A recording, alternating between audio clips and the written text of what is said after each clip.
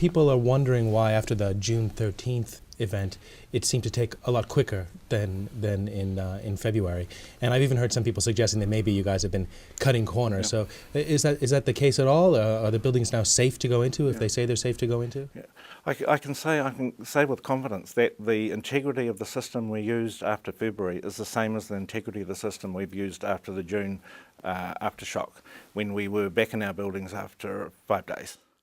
And the essence of it was we had that repository, that pool of people who knew our buildings, were totally familiar with them, and so they were able to then go in, knew what they were looking for, and were able to build on the information they already had in their heads. And there's nothing more valuable than having, even though they're not in-house staff, but having a pool of consultants who know exactly what they're looking for. The structural check was a lot quicker this time round. I mean, there was less damage to our buildings. It was a different sort of shake, but it was aided really by some of the work that we'd done previously after the February earthquake. We had our sprinkler systems, we had fitted some flexible couplings, so there was more movement there, and we had no failures of sprinkler systems on campus. So less stuff to look at, less things to be fixed.